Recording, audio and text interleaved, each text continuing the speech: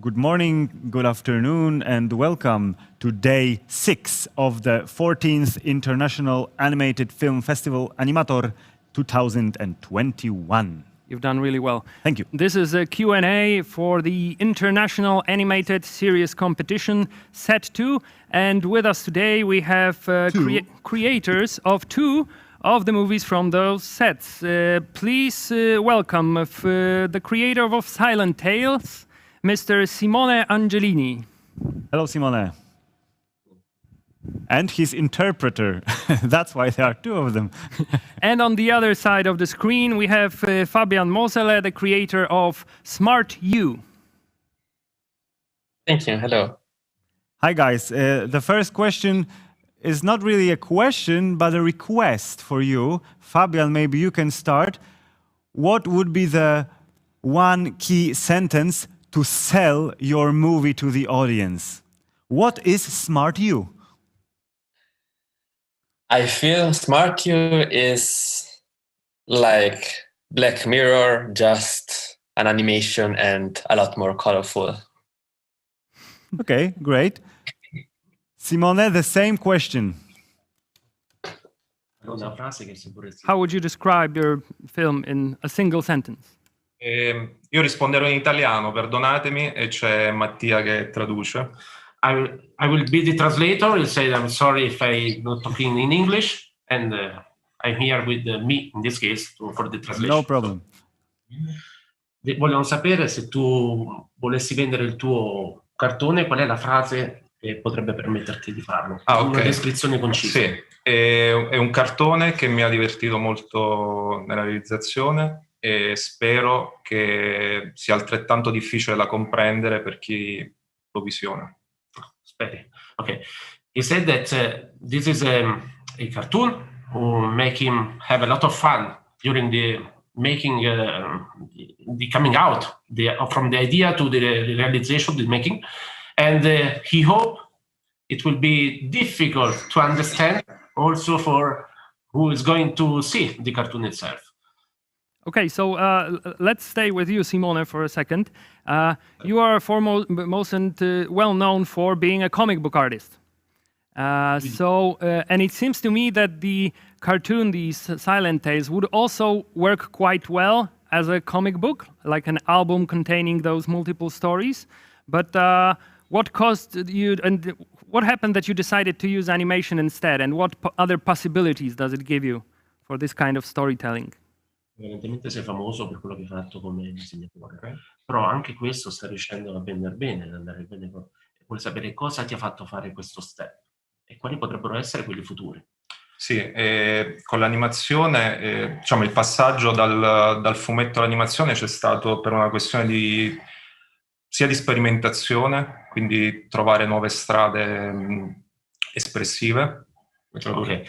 The first step was in looking for a new way to express, a new path for the expression of what he was feeling and was doing already with the designing of the comics.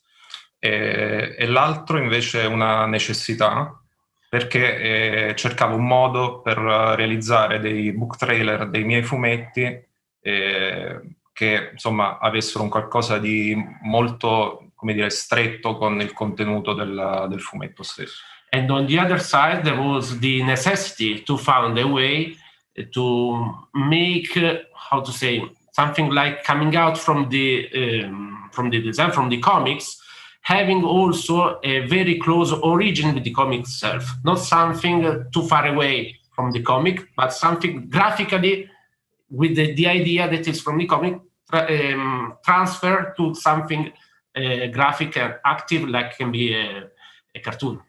Per la promozione come book trailer. Yeah.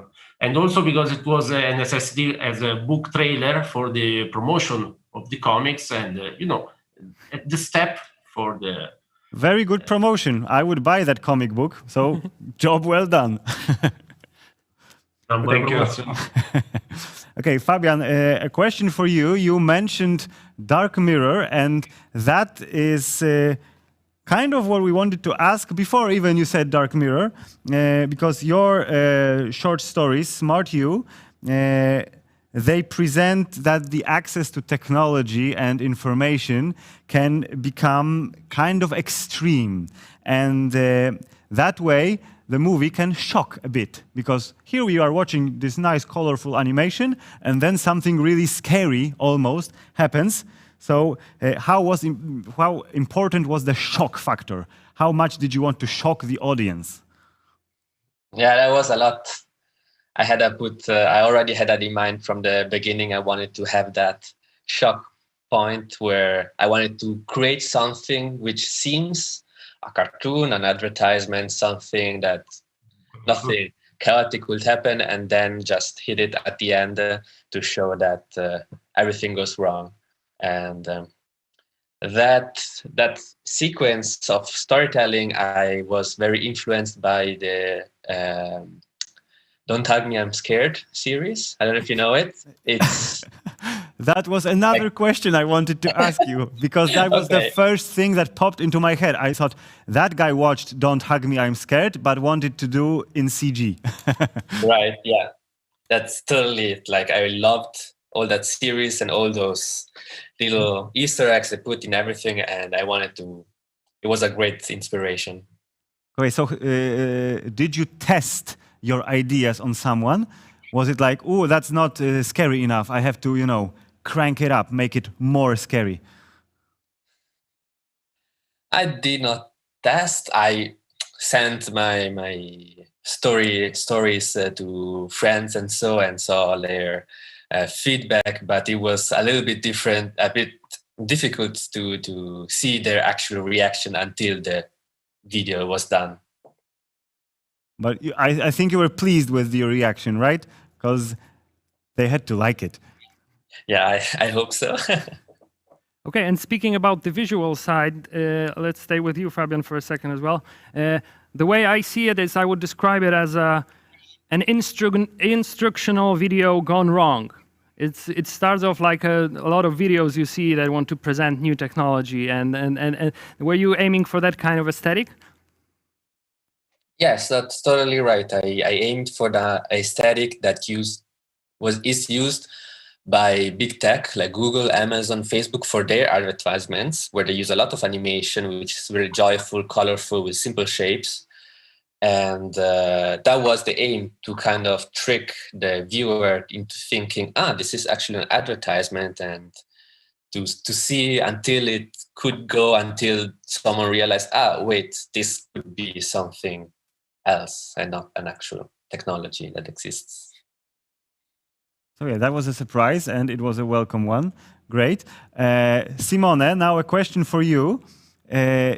Your animation, except being, of course, an advertisement for a comic book, which we didn't know, looks like it could be presented just as it is in social media, especially on Instagram, because of the square format. Was that a thing you thought about when doing this comic animation? Ok, allora una cosa che volevo precisare, che forse hanno capito male, che forse hanno capito che io ho fatto Storie Zitte e Silent Tales per promuovere. Anche per promuovere. No, in realtà no, dicevo che ho iniziato con l'animazione realizzando book trailer dei miei fumetti. Lì ho iniziato con l'animazione. Okay. E poi ho fatto, cioè questa cosa magari non hanno capito. Per Instagram in realtà il formato quadrato prende il formato che solitamente utilizzo per i fumetti. Okay. Quindi il fatto che sia quadrato è facilmente adattabile ad Instagram o ai social network, è una bella coincidenza che comunque ho sfruttato perché è caduta dall'alto, cioè non era voluta, ma poi ho ritrovato. Okay. As you can see, I'm not a professional translator, so I take the time also. No But problem. first of all, we need to be to make a clarification regarding the first question. I mean, it didn't start exactly as a promotion of a comic. Okay. It was a first step. The idea was also to start from, but after take a separate path. Okay. Regarding the coincidence to have that frame for the comics as well as for the videos, it was exactly a coincidence that after he was lucky because it was matching in the same sides. It was a positive thing because it allowed him to translate in a cartoon what was coming from a comic. Okay, and the stories you tell can be watched as a whole or can be watched separately, and they work Like both short ways. jokes. Yeah, like very short, funny stories, surprising stories. But which way do you think it is the better way to watch it? As a whole sequence of stories or as separate stories? Sì, in realtà sono storie che nascono in maniera separata, però all'interno delle stesse storie cerco di mantenere dei punti di contatto che possono essere determinati personaggi, che magari in alcune sono protagonisti, in altri appaiono casualmente nello sfondo, o dei particolari, come ad esempio viene ripetuto spesso un cappellino da baseball con una scritta, oppure cioè, cerco di raccordare le storie più con dei particolari che nei contenuti, perché i contenuti, per una pura scelta, diciamo, creativa, voglio che non siano molto chiari, quindi lascio l'interpretazione più che altro al fruitore dei filmati. Okay. The main idea, the starting idea, is that they were born separately. After, together, they can have some kind of connection in some particular details that can be an object that is appearing in more than one cartoon, or some people, some design, some location, whatever it is that is in more than one cartoon. But it is only something that it is just to create a connection, but not a real story to create a full drama, okay? This is something different also because the need, what is looking for is to create something like, not a confusion, but something like an area of interpretation of what it is in any single cartoon. Yeah, okay. We understand that. It's better for an artist to leave something to the audience. They have to think about what they've seen and not just be told what they are seeing. Yes.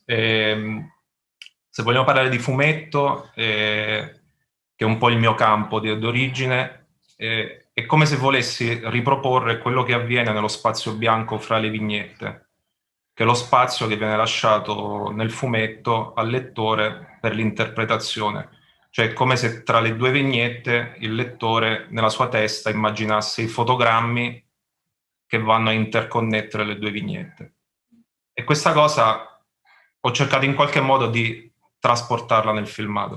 It is an attempt to, to translate in a cartoon version what is happening in the comics, that is his original field of application, in which there is an empty space, white space between the frames. In this space, there is the possibility for the readers, for whoever is looking at a comic, to have an interpretation of what is happening between the first and the next frame. And this is an attempt to make it also in a movie version through the cartoon. Okay, thank you. And the same question could be asked Fabian, because your film is also based on a few stories, but they are more interconnected, I think. And do you think that they could be watched separately? Because each is getting more and more extreme, and they are interconnected, but I think they could work as a separate entity. Each one has a clear message. Yeah, each one has a clear message. Right. Yes, that was an idea. Like the intention I wanted to do is when I knew in what format I would do my videos, I wanted it to have that each individual story would work in its own and say something in its own and bring a message forward. But the reason I did several of these episodes is that there is an underlying storyline underneath all of these episodes, which kind of connect them all together. Mm-hmm. And because the way I thought of it is that each of the events that happen in the episodes are interconnected. So that happened because in that other episode, that happened. And so there are several layers of storylines going on. Cool. So the story of Smart Shoe is a clear warning about the dangers of new technology, artificial intelligence.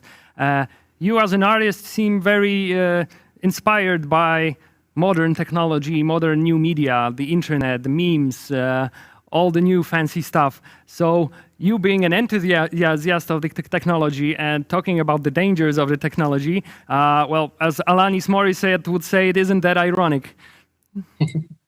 Yes, that's a good point. Yeah, that's a thing about, like, I love all of these things. I love this new technology. I love researching on this field and seeing what can I do with algorithms, what can I create, and I love it.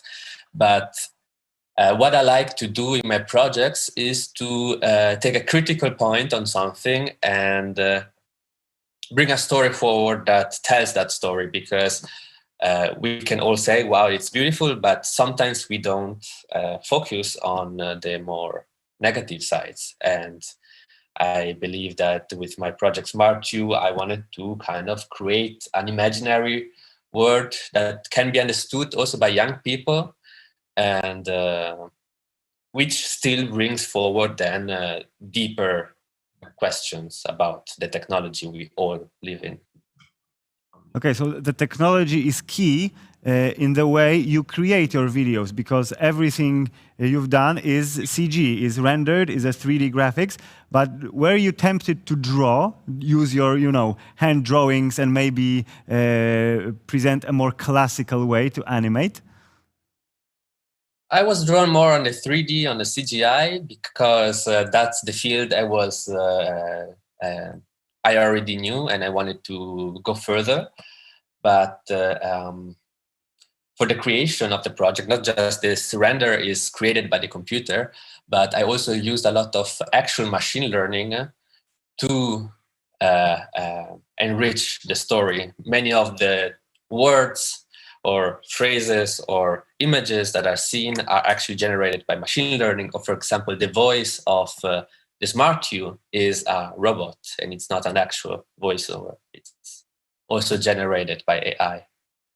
Yeah, that was very interesting, and we wanted to ask you about that, but you've already answered. So thank you very much. That's the thing that should be, advertised. I'm the director, but a computer helped me in more ways than you can imagine. Okay, and Simone, we could ask the same thing. You're a cartoon artist, so you like to draw. You're very good at it. But weren't you tempted to find out if you could do the same, but using 3D graphics or CGI? Ha chiesto, tu sei un disegnatore e di solito disegni, sei molto bravo in questo, ma cosa pensi anche dell'utilizzo se hai usato anche 3D o software di design che ti permetterebbero anche di fare un lavoro simile a quello che fai? Sì, allora c'è una mia parte che riguarda l'architettura come professione, quindi, cioè come studio, non come professione. Quindi ho utilizzato il 3D più che altro per una questione architettonica, non a livello artistico. Però insomma è un mezzo che tuttora utilizzo per qualsiasi cosa, che però non riguarda la mia parte artistica. Quindi se devo... Questo? Sì. Okay, he is an architect also, and he used this kind of software for what it is related to his daily activities in terms of job. But for what is related to the artistic side of his life, is not using at all this kind of software or drawing tools. He prefers something else. Sì, anche se ovviamente le animazioni Storie Zitte sono realizzate in maniera digitale. E ho cercato di riprodurre il tratto che solitamente ho in maniera analogica nel fumetto. Okay. Però sono completamente fatte in digitale. Okay. Well, obviously the cartoon is realized in a digital way, but what he has done with this kind of tools was also to try to recreate the lines and his way to draw, also using the actual technologies. So you are separating work and art, which is very healthy. Molto salutare. Okay, Thank you. Simone, I got one more question for you. In your animation, there is a much emphasis put on the use of unusual connections between things, unusual associations. We get the T-Rex versus the alarm clock, which is great. We got the cat eyes versus the alien eyes. Are these things, do you really think a lot about these things, or do they just come to you and you decide, yeah, I can use that in a comic book, or I can use that in an animation? Or is it something you have to really think about? Capito? Capito fino al fatto del È T-Rex alieno, gli qualcosa occhi, che ti è venuto spontaneo, ci hai pensato molto, come ti è venuto questo? del contenuto? Sì, di utilizzare questo riferimento, l'occhio dell'alieno, il T-Rex. Ok. Diciamo i contenuti sono sempre, cioè non so da dove arrivano, però ovviamente trattano degli argomenti che mi sono cari, quindi l'occhio è sempre legato al fatto del fatto che siamo in continuazione tutti con degli occhi puntati sugli altri, cioè possono essere i social, tramite uno smartphone, tramite qualsiasi, anche dal vivo, insomma c'è questo voler guardare sempre ciò che sta facendo l'altro. E per il T-Rex dentro il telefono lì è più un trauma, ma che insomma subisce chiunque con una sveglia. Yeah. Sì. Ok. Poi continuo. Yeah, he has to continue also, but it's better to translate up to here.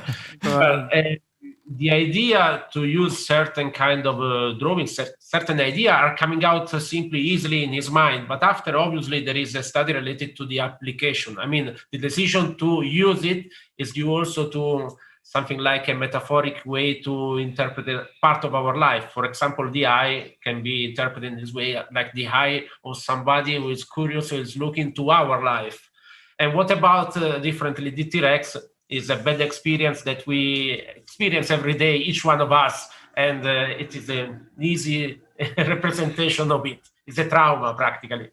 Sì, e lì ho voluto rappresentare anche un po' il passaggio dalla fase, diciamo, del sogno alla realtà interrotta bruscamente. Insomma, lì, diciamo, i sogni sono un bel terreno dove vivere. Okay.